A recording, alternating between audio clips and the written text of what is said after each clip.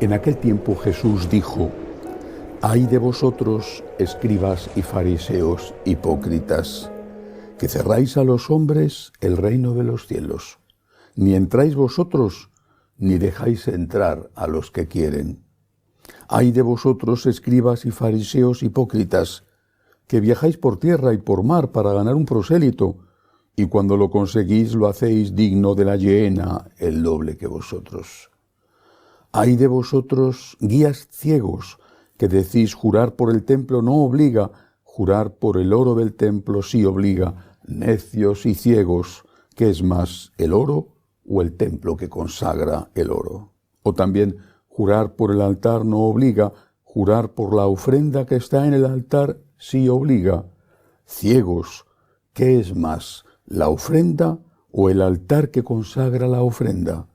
Quien jura por el altar, jura por él y por cuanto hay sobre él. Quien jura por el templo, jura por él y por quien habita en él. Y quien jura por el cielo, jura por el trono de Dios y también por el que está sentado en él». Palabra del Señor. Gloria a ti, Señor Jesús. Estas palabras de Jesús no fueron las únicas. Son duras. Es una recriminación seria contra los guías espirituales del pueblo de Israel de aquella época. Y la esencia de esta crítica está contenida en la palabra hipócrita. Escribas y fariseos hipócritas. El hipócrita es aquel que aparenta una cosa que no es, o que enseña una cosa en la que no cree, o que practica algo distinto a lo que enseña. Pero en este caso Jesús les dice que ni entran, se refiere al cielo, ni dejan entrar. Algunos han interpretado esto como que lo que hay que hacer es quitar todo sentimiento de culpa. Así todo el mundo podría entrar en el cielo.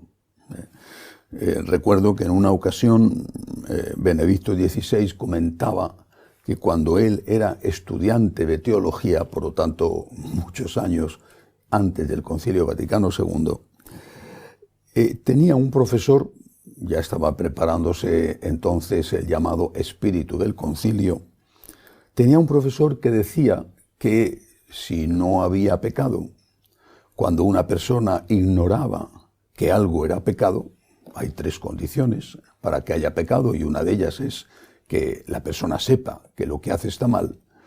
Si no había pecado, si no había conocimiento, lo que había que hacer para que la gente no pecara era no enseñar. Si una persona no sabe que matar es malo, puede matar, será un delito, pero no peca. Si no sabe que robar es malo, puede robar, será un delito, pero no peca. Decía Benedicto XVI que ya entonces, siendo él un estudiante y escuchando a ese profesor decir esas cosas, intuyó que ahí había algo equivocado. Porque en ese caso, primero, era no solamente inútil, sino negativo, malo, el que hubiera venido Jesucristo. Porque si Jesucristo nos enseña a distinguir el bien del mal, lo que tenía que haber hecho el Señor era haberse quedado en su cómodo, plácido, lejano cielo y no venir a enseñarnos a distinguir lo que es bueno y lo que es malo. Cuanto más ignorante sea la persona, más seguro va al cielo, según la tesis de ese profesor del entonces seminarista Ratzinger. Él decía: yo me di cuenta, intuí que aquello era un error grave. ¿Por qué? Porque hay otra consecuencia que no es solo la consecuencia de la conciencia de la persona, sino de los efectos.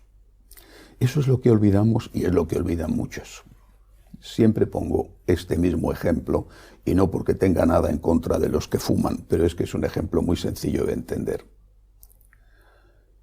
Si una persona creyera honestamente, porque así se lo ha dicho la publicidad, en fin, porque nadie le ha dicho lo contrario, que fumar es estupendo para los pulmones y que mejor 2 cajetillas diarias que una, y se fumara todos los días una cantidad ingente de tabaco, vamos, que encendiera un cigarrillo con lo que le queda todavía del otro, pues esa persona sería inocente desde el punto de vista moral, no sabe que está cometiendo un pecado contra el 5.º mandamiento, no lo sabe, no sabe que está haciendo el suicidio. Bueno, será inocente desde el punto de vista moral, pero sus pulmones no entienden de esos argumentos y el cáncer le va a salir. Dentro de esta filosofía, teología que nos domina y que con el ejemplo del joven alumno Ratzinger queda claro que viene desde muy lejos, se ha llegado a la conclusión de que las cosas son malas o buenas porque lo diga la Iglesia. Y que si la Iglesia deja de decir que esto, lo que sea, es malo, entonces ya las cosas dejan de ser malas. Por lo tanto, la culpa de que algo sea malo la tiene la Iglesia. Y por eso no pocos sacerdotes, siguiendo el ejemplo aplicado a otros momentos históricos como los nuestros, pero el mismo ejemplo del profesor de Ratzinger, unos pocos sacerdotes han emprendido el camino de decir: esto no es malo, así vas a poder ir al cielo, porque como no es malo, no pasa nada, puedes hacerlo, no tiene importancia, es que no es malo, es que es bueno. Han quitado la carga moral, la carga de pecado de la conciencia de esa persona que se ha fiado de ellos. ¿Por qué? Porque es un maestro, es un sacerdote.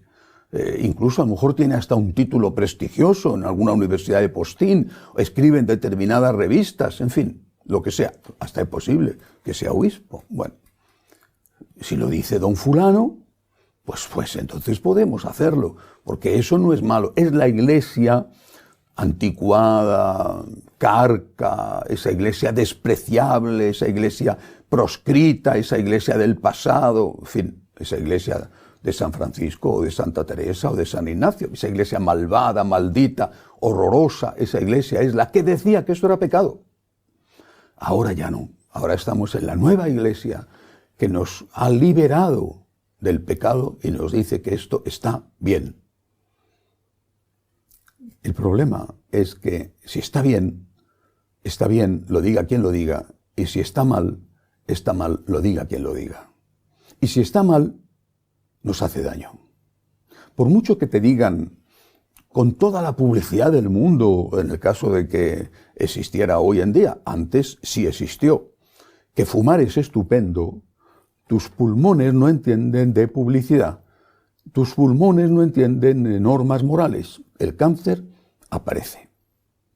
Tú podrás creértelo y seguramente Dios no te va a juzgar por habértelo creído, aunque quizá tengas luz en tu cabecita suficiente como para darte cuenta de que te están engañando y te estás dejando engañar porque te gusta fumar. Pero en el caso en que seas inocente, de acuerdo, Dios no te va a decir te has suicidado, pero tus pulmones generan el cáncer. Ese es el problema. El mal no solamente es mal por sí mismo, al margen de lo que enseñe o no la Iglesia, es que el mal hace daño. Eso es lo que no nos damos cuenta. El mal hace daño. Y hace daño a la víctima del mal y hace daño al que practica el mal, que muchas veces es la propia víctima porque se está haciendo daño a sí mismo. Leía el otro día, me gustaba muchísimo, una frase de San Juan Damasceno, uno de los padres de la Iglesia Oriental. Decía: Cristo es alimento. Se refería a la Eucaristía. Cristo es alimento. Pero también la verdad que nos enseña es alimento. La palabra de Dios es tan alimento, aunque sea distinta, como la Eucaristía. La enseñanza es tan alimento como la Eucaristía. Estamos en un mundo tan absurdo, tan ridículo, tan pernicioso, que considera que lo mejor es no saber las cosas, que cuanto más tonto, más feliz. Pues no vamos a volver a la edad de piedra o a la época de las cavernas. Queremos saber la verdad, porque es la verdad la que nos hace libres. Es la verdad la que nos ayuda, y la verdad es Cristo. Es la verdad la que nos ayuda a no hacer daño a nadie y a no hacernos daño a nosotros mismos. Pero hoy es una fiesta de la Virgen, y no voy a terminar sin hacer referencia a ella. Es María Reina. La Reina, la que está junto al Rey. Ella no es diosa, es una mujer llena de fe, de esperanza, de amor. Está junto al Rey, que es Cristo, que es Dios. Es la madre del Rey, es la madre de Dios. Y recuerdo algo que aprendí de niño y que lo he oído pocas veces desde entonces, pero que me gusta recordar. En mi tierra, en España, cuando vamos a confesarnos, nos enseñan a decir desde niños, al llegar al confesonario, Ave María Purísima. En otros países dicen otra cosa. Incluso hay países en América donde es el sacerdote el que lo dice, Ave María Purísima, y es el fiel el que contesta sin pecado concebida. En otros países dicen, perdóneme Padre porque he pecado. En España decimos, el penitente dice, Ave María Purísima. Y es el sacerdote el que contesta sin pecado concebida. Me enseñaron que durante la larga lucha para conseguir que se aprobara el dogma de la Inmaculada Concepción de María, que no se aprobó hasta 1854 y que fueron siglos de lucha, sobre todo de los franciscanos, para conseguir que se aprobara ese dogma, la gente, los sencillos, el pueblo de Dios, desconfiaba de los sacerdotes que no amaban a la Virgen. Entonces fue el pueblo el que decidió examinar al sacerdote. Llegaban al confesonario, el penitente, el pueblo inculto, que no sabía teología, que no sabía latín, pero que amaba a la Virgen, ese señor, esa señora, decía al cura, Ave María Purísima. Y si el sacerdote no contestaba sin pecado concebida, el penitente se levantaba y se marchaba. Ese sacerdote no era de fiar. Hoy debemos aplicar el mismo criterio, no solo con esta frase de Ave María Purísima. Un sacerdote que no ama a la Virgen no es de fiar. No puede ser que haya un sacerdote que no ame a la Virgen. Ahí falla algo, ahí hay algún problema. Él tiene un problema del tipo que sea, formación, un problema moral, no lo sé, pero ahí hay un problema. No se puede ser sacerdote católico sin amar a la Virgen. No se puede. Incluso diría sin amarla apasionadamente. Y el pueblo de Dios tiene motivos suficientes para desconfiar, como hacían mis predecesores en aquella España católica de hace siglos. Examinamos al cura. Ave María Purísima. Si no contesta sin pecado concebida, perdone Padre, pero se me han quitado las ganas de confesarme y me voy a otro sitio.